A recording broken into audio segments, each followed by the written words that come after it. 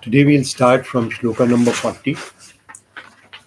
So far what we have seen in this chapter, especially as continuing from last session,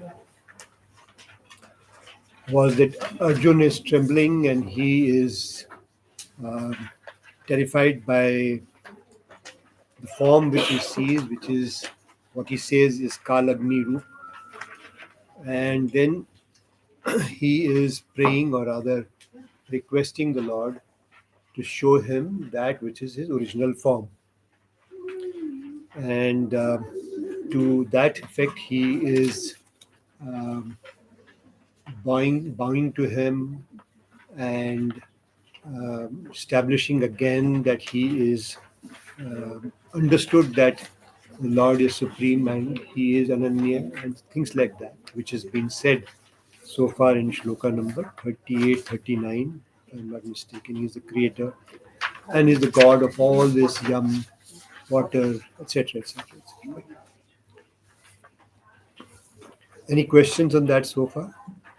Or should we just proceed? There are two small announcements or things which I need to share. One, that there are about 8 or 10 cans of Ganga Jal which are there with me, which have come from Rishikesh. So anybody wants a can just after the class, or just leave a message with me and have it picked up, and or I'll bring it here, whichever way it is convenient. But I think there are now about 6, maybe 7. I don't know. There were some more earlier people have taken, so I thought I'll announce that. Second is that Gita Jayanti is on 1st of December, so somebody is coming from a Krishna temple in sector 43. He'll probably come maybe at about 6:30 or so, and maybe talk for 5-10 minutes. So whoever wishes to stay back can listen to that person as well. Okay.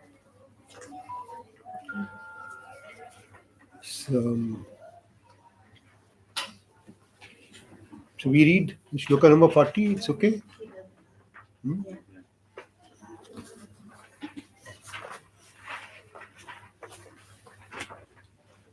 Okay. So now he is talking about.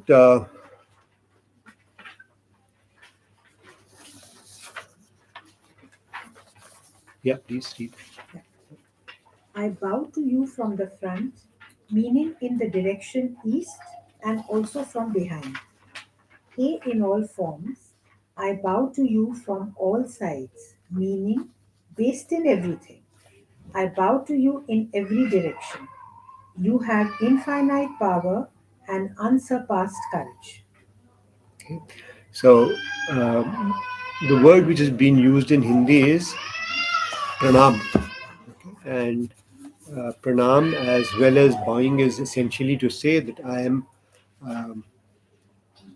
talking with humility and I've left my ego aside when I'm speaking. Okay, so one of the aspects of pranam is also saying that I'm keeping my ego aside and I'm trying to look at that which is the Atma in you as much as that Atma is in all of us. What are we bowing to? We are bowing to that particular Atma, which is ever pervasive in all of us. If you can't hear me, please tell me. Okay. There is a seat also here. How will we answer you if we can't hear you? I wouldn't know till some time in the session, maybe, that you couldn't hear me. Okay. Also, you may have infinite power, okay,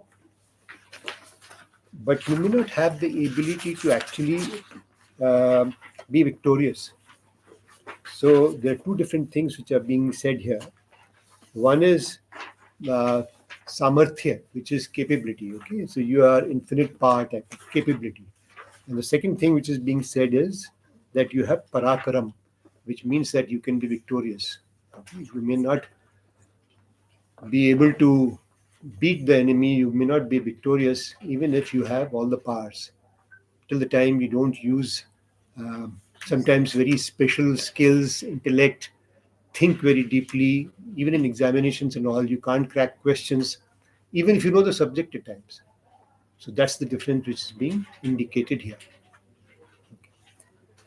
Power means ability, and courage is heroic action. A person, even though he is capable, may not be able to show his courage in heroic action and not defeat his enemies. Means he is mildly heroic.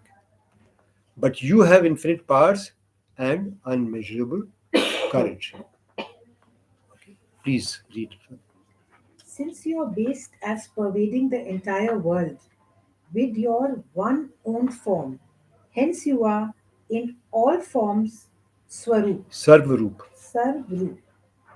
You are all, meaning there is none other than you. So he is again, whilst he's seen many forms of the Lord in the Vishwarup Darshan, he says you are um, just one form. And that is being reiterated because he understands that these are only forms, just as we are only forms of that which is that ultimate one. In that sense, it is also brought out here. Okay? Sarvaroop, you are in all forms as one form. Okay? And all pervasive as well. Please go on. Not knowing your greatness, meaning not knowing the universal form Vishwarup of Ishwar, due to my ignorance and with a wrong understanding of my mind, I have understood you like a friend and addressed you insultingly as Hey Krishna, Hey Yadav, Hey friend, etc. So he has realized the greatness and the the vastness, the infinite power of Krishna, and he realized suddenly that he has not been treating him fairly. Okay, he's been treating him as if he's just his cousin brother. He's somebody who's the same age, and though he has seen that he has defeated Kans and other such miracles or people he has come overcome in the younger years, but he has never seen him as ultimate, as a reincarnation of Vishnu. And once the entire thing sinks into him, and especially the terrifying form, okay, it wakens him up. It awakens him suddenly to sort of stand up and say that, well, I must sort of apologize for being rude at times and not really taking care of him because I did not know. And so I have called you by various names and have treated you carelessly as well. So let's read the rest, please. Besides, due to carelessness, meaning deranged mind and affection, denoting conviction or confidence born of love, I have said all that. So now he is trying to put it across, okay, to say that I do not have that knowledge. I was ignorant. I was having a delusioned mind. I was deranged. I was not somebody who understood all that. And therefore, I must admit that. And second thing he is saying, I must have done that also because of love for you. Okay. When I have affection for you, I have done things which may not be done if I had known that you were so infinite, so ultimate, so supreme, and everything, right? So powerful. I would have held you in respect even earlier, but I held you as if you were my friend. I could love you. You were my sakha, and all that, right? So he is laying grounds for that. Let's read the next shloka. And in jest too, I have treated you with lack of respect, even insulted you. Where? whilst walking for exercise, etc. So he's saying jab hum Bihar means we are walking along. I have not bothered whether I bumped into you or I've left you behind, or if you're walking ahead to keep the pace with you, or be respectful, because even when we are walking, we actually show respect in various ways to the person who's walking with us. So he has never taken care of that. So they have walked along at times, but he has never given that respect when exercising, as in walking, whilst resting on the bed. Okay, so he is resting on the bed, or I'm resting on the bed. I'm not bothered to get up or not disturb the person who is lying in bed. Those type of simple respects which we give to a person who may be super powerful. Okay, seated in a place. So if person is seated, um, you tend to sort of go up to him and talk to the person. And if the person is standing and you are seated, then you sort of vacate the seat, offering a seat to the person who's respected. So I have not respected you, not given you respect whilst being seated or eating food, etc. When people eat food, the service always starts with the person who's most respected. Okay, that's the way it is in our tradition. And I may have started off eating without offering, and so on and so forth. So he's talking about that. So whilst I was engaged in these activities, when I was alone, behind you or in front of you, whatever I have done to insult you or disgrace you, hey infallible one, I request you, the immeasurable one, the one who is beyond evidence, Parmeshwar, to forgive all these multitudes of mistakes. The word is aprad. Aprad could be a mistake, it could be a crime, it could be a fault, something. So अपराध is अपराध. Okay. तो इस अपराध के लिए मुझको आप क्षमा करें, ऐसे अपराधों के लिए मुझको क्षमा करें. Now what is क्षमा? Forgiveness, right? Yeah. So I forgive somebody, right? So the other person forgives you. What does it mean to forgive somebody? That you don't have anything in your mind against that. It doesn't agitate your mind in any way. Right, absolutely right. You let it go. That is the outcome of, yes, right. In forgiveness, you are letting go.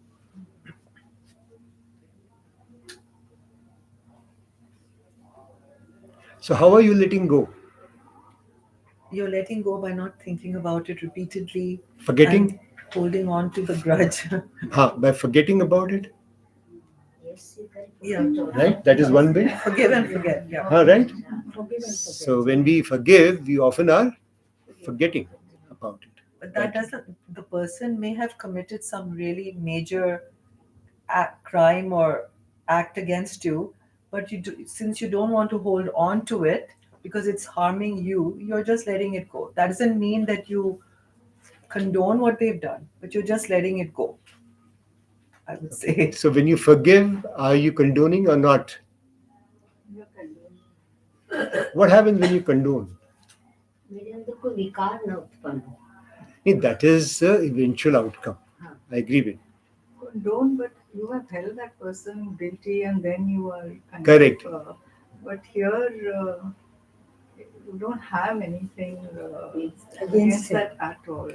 So suppose you forgive me for something which I have done. What would you do? You would actually endure it.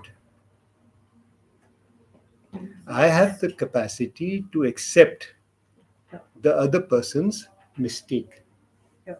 And especially if he has asked for forgiveness or said sorry or asked for being condoned or whatever. Yeah. So also that person's action is no longer controlling you. Also. That is letting go. That is letting go. But understand that you're enduring. So if those mistakes or the level of endurance tends to get crossed by a certain mechanism, same mistake gets repeated and the forgiveness is also asked for the same thing many times, what do you say? No, I can't take it. Am I right? Ram? I can't endure it Yeah. any longer. I'm fed up.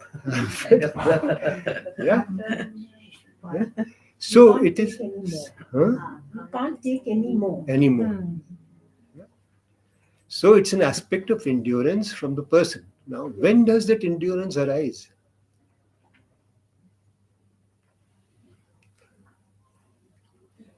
When we see Atma in everybody, Hmm. Of course, of course. But when does it arise in our normal behavioral aspects? When the person loves you and you love them, Yes, fond of absolutely. you, so They repent or they repent and regret. Realizing is Are you looking for that repent and regret? No. Realizing is a mistake. Yeah, of course you hope or you're thinking that he has realized his mistake. I think she meant to say that. Yeah. Right. Yeah. I have no personal interest or anything of that kind. It's and Like, sometimes Then the question of forgiveness may not arise at all.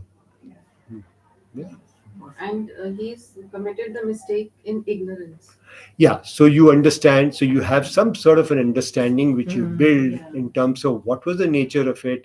You may have a dialogue which may help you to understand that what was the nature of that mistake. It was actually totally out of by chance, by whatever it is, it was a Because mistake. here it means that only. Na? He didn't know. So who he's Krishna so was. I'm just saying that when he's asking for Shama, there are two aspects on which he's asking for Shama. Right? One, He didn't I know. did He not didn't know. I did not And, know. I Right? did it unknowingly. Unknowingly, right? Which is a method by which we forgive people also. Okay, and second, He said, if I did any harm to you, or then Right. forgive me. If Yeah. if unknowingly I Hmm. hurt you or did anything Right, wrong, this is what we or do. disrespected. This is what we do, right? When we seek for forgiveness, we have a dialogue and say that, well, I think I did it out of ignorance, did not realize it, or whatever, unintentionally, right? Now, what is the second? The second way is when the person loves the other person. Hmm. He lets the other person, अरे छोटी बात है. His love, her love for me is much larger than a small incident like this, which should be causing disharmony. Hmm. Okay, this is not just about husband, wife, parent, child, but it could be any. Just normal friends also know that this person is like this. It's okay. We've gone along in life for so long, and it's fine. These things will happen. Yeah. So We we do. are talking about the person who is forgiving. Yeah. Yeah, so he is understanding, generous, large-hearted, so he's able to do that. The person forgiving also can't be a petty-minded. Absolutely. So when he is asking Shama from Krishna, okay, he is evoking two things apart from knowing that he is large-hearted.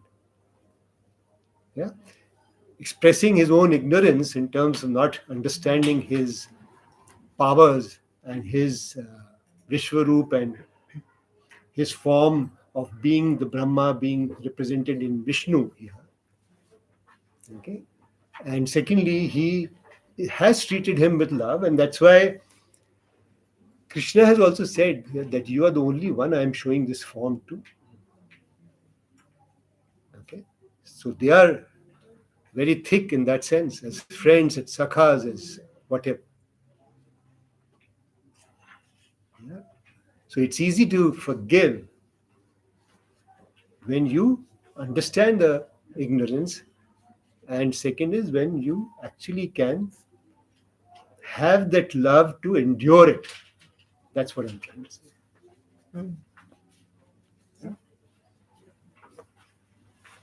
one question in mind ही ना कि वो बात नहीं है. हाँ, मेरे में guilt होती है उत्पन्न, Hmm. दूसरे को क्या पता. Because वो कितने विशाल उसके हैं तो उसको गलतियां लगी नहीं होंगी. ये अर्जुन भगवान को तो नहीं लगेगा, पर जो मैंने कर्म किए हैं वो मेरे को अपनी कॉन्शियसनेस में, मेंटल स्टेट में करेंगे. तो अभी आपने कहा था ना कि it is to give peace to me, that I seek forgiveness. Why do I let go? Because it is going to help me have a peaceful mind. Yeah? That part is very clear. I'm purposely raising this aspect of Shama because this will come up later on again and again in various parts of the text here. Please. Because you are the Father who gives birth to the entire inert and moving things in this world. Not only you are the Father, but you are also worthy of worship, for you are the preeminent Guru. So he's pointing out two things, that you are the Father, you are the Creator, the Father, the Creator itself. And therefore you are worth praising, looking up to, emulating. But you're also the preeminent Guru, means that you have been the person who has given all this knowledge to everybody. Okay? Because he says that I have given this knowledge to first the sun and then the Manu. Right? Yeah, Ishvaku. Correct. Please go on. What is the nature of you, the Guru, the teacher? Arjun explains. He, the one with great unmatchable impact. There is none like you in the three worlds because two Ishwars may have conflicting determinations leading to impossible situations. So we hold here. So you are the ultimate teacher, and there cannot be any second to you. If there were two, if there were two Ishwars, then what would happen? conflicting Huh? situations. Contradictions will arise. You will follow one and look at the other one, just like we look at one parent and we look at the second parent and take our decisions as children and look for conflicting opinions all the time. Okay?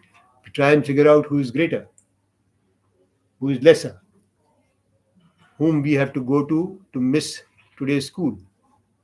Okay, we play all those, right? So we would be doing all those things. There will be conflicts arising, and therefore impossible situations will come up, and therefore there has to be only one. Right? So this is one another way to explain that oneness of that ultimate. Right? Please go on.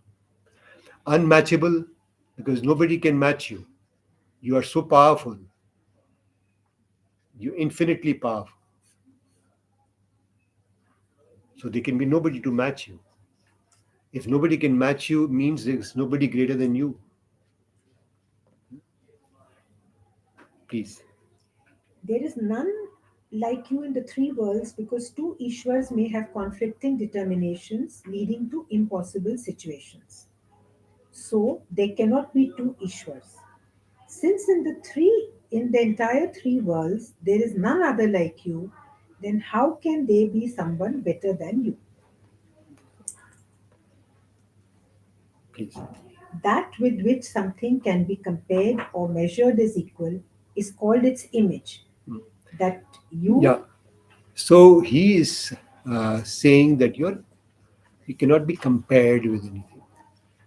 What I have seen of you clarifies that to me completely. Okay, I can't compare you with anything whatsoever, apart from being unmatchable, immeasurable. You cannot be equal to anything. How can you be equal to something? Something which is equal to is called its image. It's called its pratima. Only your image can be equal to you at best. That's called pratima. That you whose might has no similarity or is not analogous. Apratim prabhav. That you is of incomparable might. Meaning you have unmatched or unsurpassed might. Should we move forward? Yeah.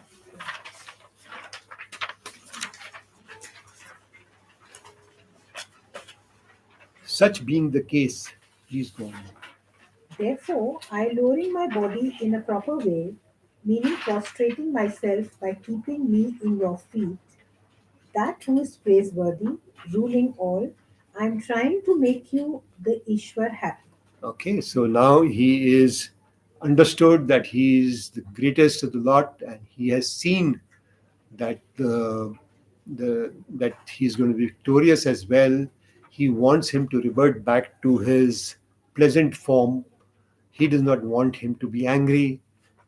Okay, so he is bowing himself completely and offering himself and saying that keeping himself in his feet, showing his devotion. I am trying to make Ishwar happy. So if the Ishwar is happy, then he will take his original form. Okay, please. Meaning, I seek your grace, just as the Father forgives the Son's entire crime, and just as the friend forgives a friend's mistake, and the lover forgives the beloved's mistake, they endure. In the same way, O God, you also rightfully should forgive, meaning endure all my faults, mistakes. So this is staying close to the subject, that all the mistakes please endure, is all that he is asking.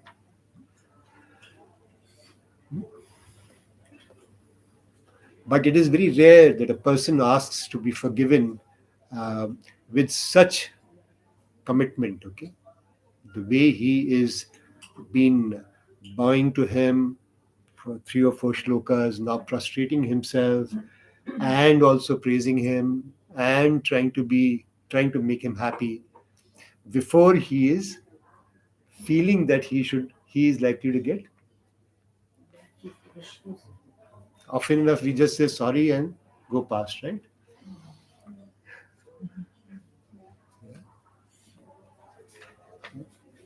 Okay.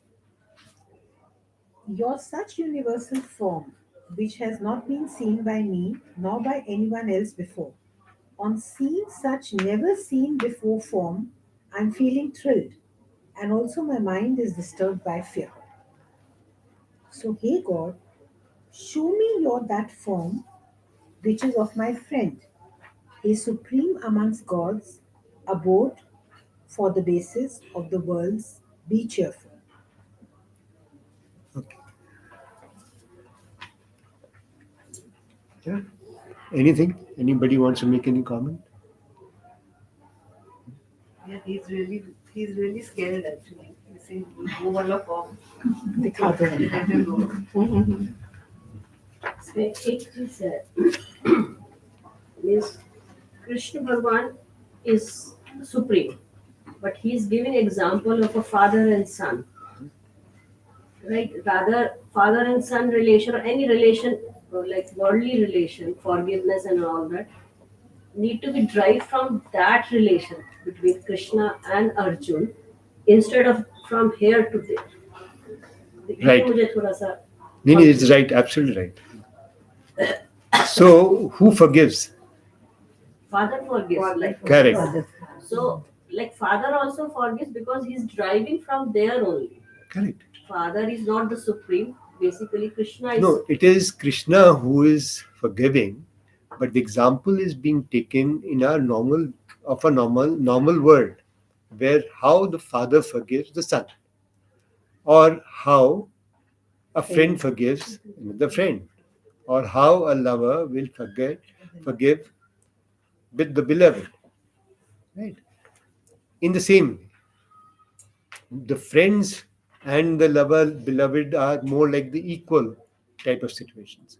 Father and son is of course. Like you said, worldly will just say sorry and then move. Yeah. Yeah. This can happen between father son also. Absolutely. Any relationship. Any friend also. But there, in so many shlokas, it has been depicted, which inspires that when you are seeking forgiveness, Yes. it is that it should come by your heart. And Yes. the person who has to forgive you should ensure or should feel by heart that you are really Absolutely. feeling that you have done a Ab- mistake. Absolutely. In this case, there is a power equation which is forcing it, but it may not be a power situation. It is just, if you are wrong, then you might as well understand why you are wrong and therefore give that reason and seek for forgiveness with humbleness, with whatever. Half the time we'll seek it with arrogance, right? Humility is lost. जैसे कि हमें अपने जीवन में उतारना है अगर sorry feel करना है तो we should be very humble Right. Down to earth झुककर झुक के, बैठकर हाँ. ये नहीं कि आई एम सॉरी और दूसरा what I feel is कि हम सॉरी मांग रहे हैं means हम बहुत हम्बल हैं हाँ. लेकिन not necessarily I get the forgiveness Yes. Because यदि उनको नहीं समझ जो जिससे हम मांग रहे हैं हाँ. जब तक उनको विश्वास पूरा नहीं हो रहा वो कॉन्फिडेंस नहीं आ रहा we won't be able to get the forgiveness. Absolutely right. Yeah, this is so beautiful, Absolutely. so significant. Absolutely. मैंने सॉरी तो कह दिया इससे ज्यादा मैं क्या करूँगा Yeah. Like it happens in the daily Therefore, maybe And I also like the endurance part that you're enduring. Somehow I never thought of it like that. No, and it is at times very difficult to endure a lot of stuff which then, because you've been forgiving and forgiving, life can be quite a challenge, right? Forgiving means he has done something wrong to you, right? You're forgiving something means that There's at a least that's mistake. your There's a mistake which has been committed, whether to you or to whatever. some And- wrong has been done. Correct. But there's a difference. Here it is unknowingly. Huh. Whereas we have the example of Shishupal, deliberately and knowingly. Yeah, There's a huge difference there. Yeah. So, but there also, if you seek forgiveness, you might get it. Yeah, we did. But he was not asking for it. He will not ask. But suppose the other person is not seeking forgiveness, but you still forgive them because you don't want to hold on to that pain. That's a or- separate thing. That's That a is separate you who is the forgiver. You want to keep a peace of mind and you Yeah. want to let it go. Yeah. Okay, which is what we were referring to a little while earlier. But as the recipient of forgiveness, seeking forgiveness itself is a Big thing. big thing. It needs a certain amount of understanding, humility, being able to praise the person meaningfully, express where your mistake is. So I think the person who's seeking and the person who's giving, दोनों का balance इतना significant है. बहुत जरूरी है. Buddhism में कितना हम लोग open Oppo resolve word forgive माफ करना भी तो बहुत मुश्किल है. मुश्किल. माफी मांगना भी बहुत मुश्किल है. मैं माफी देना भी कितना मुश्किल है. It's a big thing. And sometimes you just say it, but Yeah. Yeah. actually you are not. You have not And forgiven. people with a big ego, they can't say, they can't ask. People with a big ego and arrogance, they can't, even if they know they're in the wrong, but they will still not ask Or they won't ask with humility. They'll Yeah. say कि with anger Yeah, even a normal statement also. or ego. Yeah, it's an interesting topic. Let's go to 46.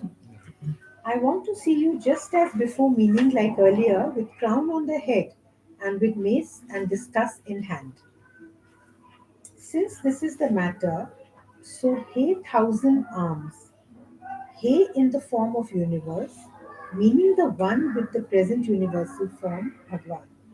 Take your own four-armed form as the son of Vasudev, meaning dissolve this universal form and take the form of son of Vasudev, based in your own form of Krishna. So expresses that very clearly, that this is the form which I have known you as, my friend. Please take that form. Four-armed means I'm sorry, four-armed. four-armed. What is that? So, Vishnu. Vishnu. So it is said that he is born with four arms. Okay, and his father Vasudev then prays and tells him, "Hey Lord, don't show me your form in four arms, with four arms. Because if Kans knows about you having been born with four arms, then he will destroy you for sure. Okay, he'll come after you. So he takes the form with two arms. After he kills Kans, it is said that he took the form of four arms. So that is what is referred to here. Did Krishna have four arms?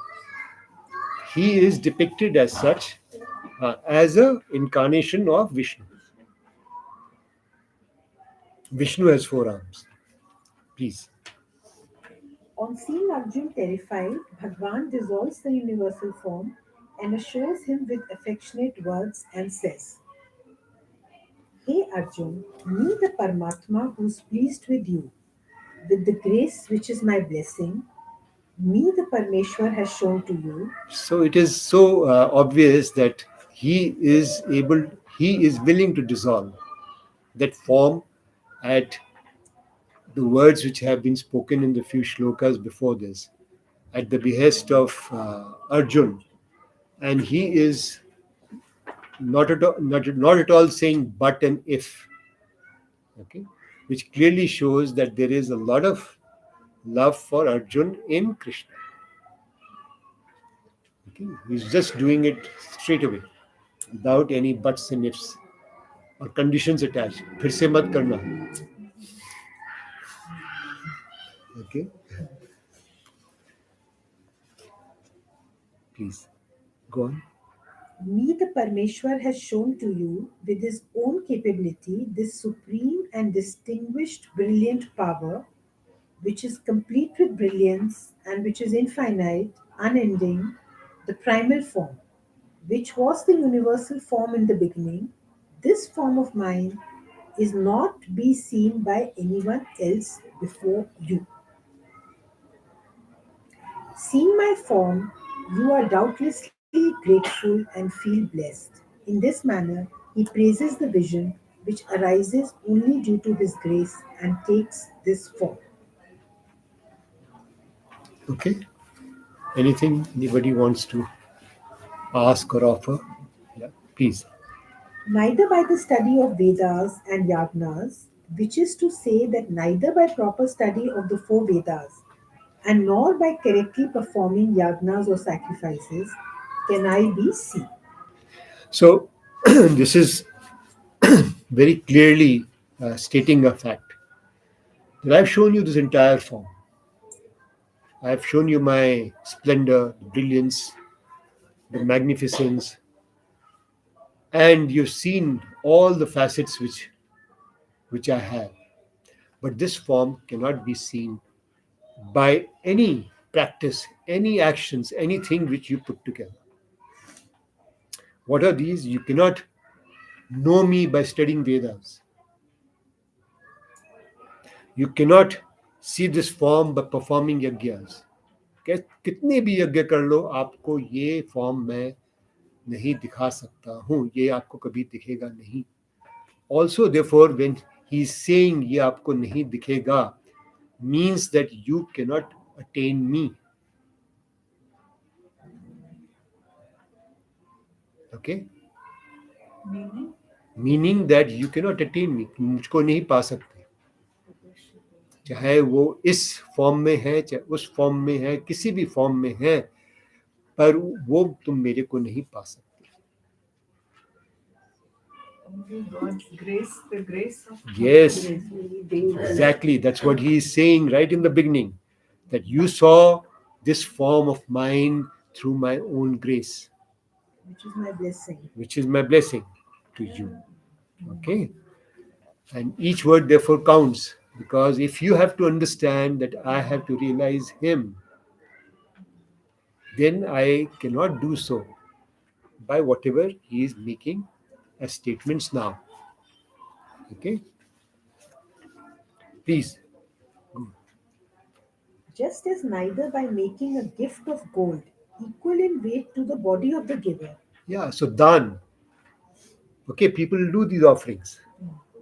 कि मैं भगवान को ही दे दूंगा, मेरे को भगवान मिल जाएंगे. Okay, and there were practices like this. We have heard stories about the kings offering the weight of their own body in gold to the Brahmins, saying that now I'll become eternal. Okay, please go on. Nor by fire sacrifices given the texts, both Shruti and Smriti. So, in any text, any sacrifices that you make, you go and say, I'm going to sacrifice so many thousands of goats or whatever, cows, this, that, whatever is, I'll sacrifice my land, my offerings, my kingdom, whatever. No, you can't get there. Dan, yagya, sacrifices, and severe penances like Chandrayan. Can I give an opportunity to see this form? So any type of penance. Okay, एक पैर पे खड़े होके रात दिन आप कुछ ही भगवान का नाम लेते रहें, फिर भी I will not show you that form. I will not have food. I'll fast for so many days. Whatever tapa you want to say, but that form cannot be seen. You cannot realize me. Hey, the supreme warrior amongst the Kurus, please go on. He, the supreme warrior amongst the Kurus, who has attained victory over external and internal enemies, Kuruparavir, the universal form shown to you, such a form of mine cannot be seen in this world of men by anyone else. So here he has pointed out very clearly to all of us by telling Arjun that you have conquered both internal as well as external enemies. You have got my blessing, you got my grace because you're so pure that not only have you gone and fought external battles to win over everybody, but you also have fought internal battles and purified yourself. What are the internal battles we may have to fight? Hmm? Of course. Oh, so many things will be there. Desires, So Sham, Dam, at least, at least that much to begin with. Yeah. And then if we go forward in 13th chapter, you will have a list of Correct. Right.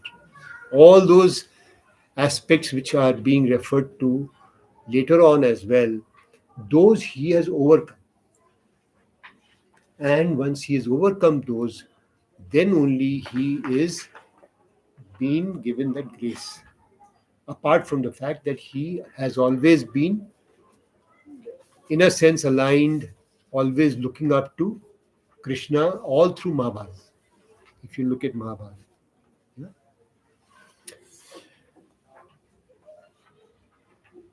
He always believed in Krishna. That's why when he was offered, he was very happy to take Krishna on his side. Yeah. So that is Kuru Pravir. Okay. The one who is won over both internal as well as external enemies, faults. Please. 1148. 49. No? Yeah, please. As shown earlier, on seeing such an awesome form of mine, you should neither have fear nor have confusion in your mind. So you, without fear and with a pleased mind, see that form which is dear to you, which has 4 arms holding the conch, discuss, mace. Yeah, let's go. Sanjay spoke. Having spoken in this manner, Bhagwan Vasudev revealed to Arjun the form in which he appeared in Vasudev's home.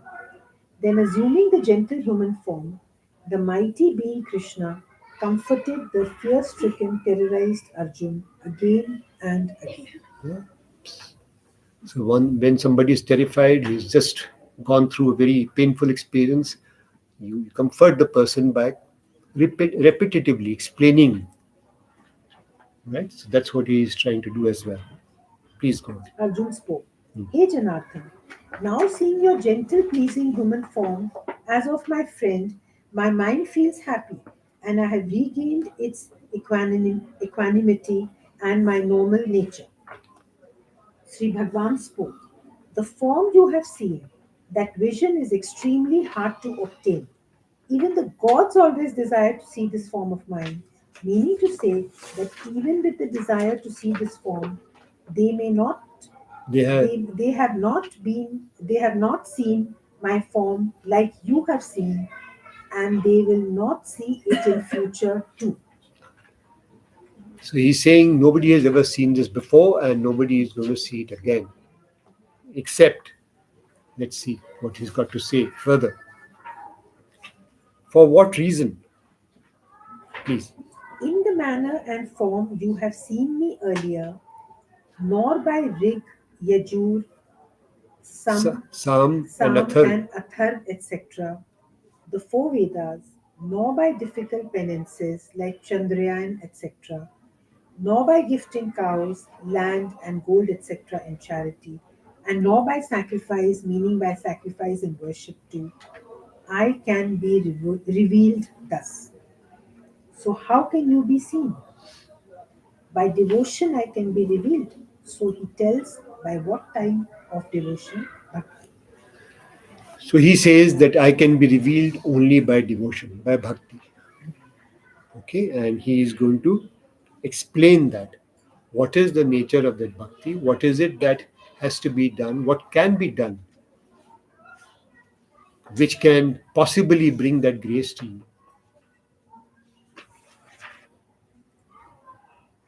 Okay. Last two shlokas are very important, and the last one is, in fact, giving you specific things which you should do. Okay.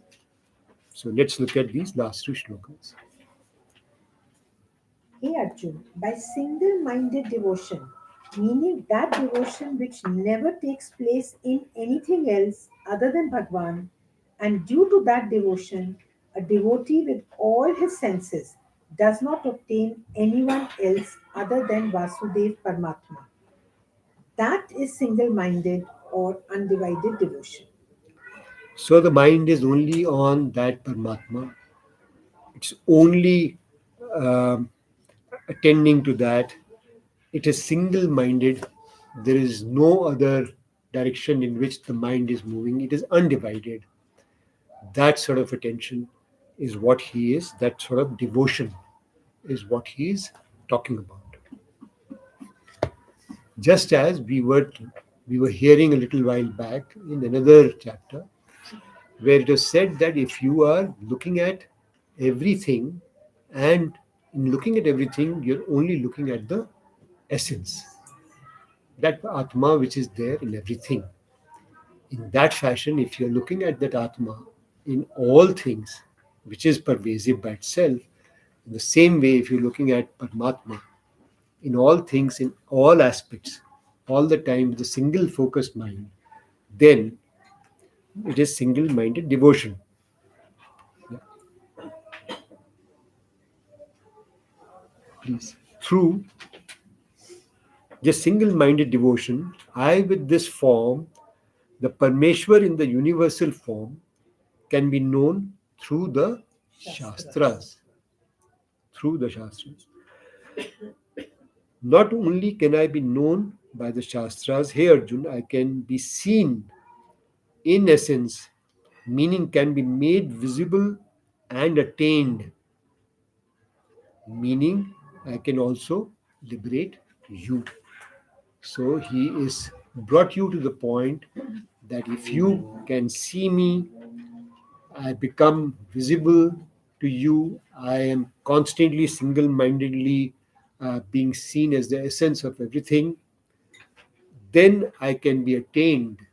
And when I'm attained, it means that I have liberated you. So, since the objective of this text was specified right in the beginning as this is to ये मोक्ष प्राप्ति के लिए है, सो ये जो अब इन्होंने समझाया है ये इसलिए नहीं है कि आपको भगवान समझ में आ गए हैं, पर भगवान यदि आप पा लेंगे उसको तो आपको मोक्ष अवश्य होगा ही. ये यहाँ पर 54 में इन्होंने कहा है.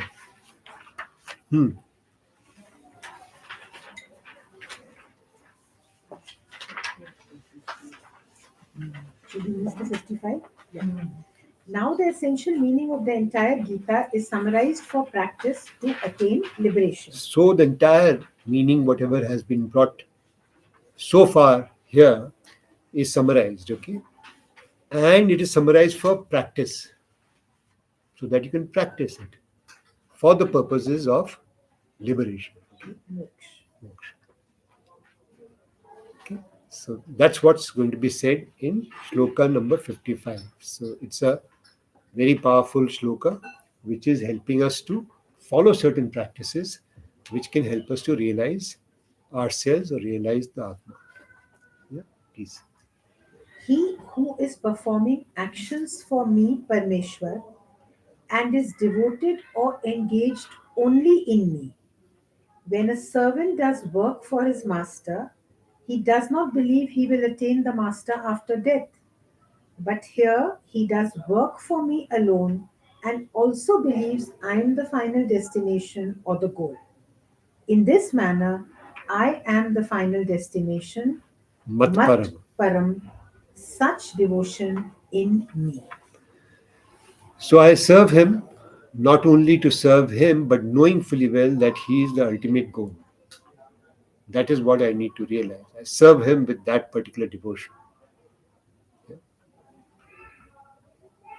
Yeah, please. And he is only devoted to me, meaning serves me with joy with all his senses. Such So a he devotee is serving not because he's compulsively serving, he is forced to serve.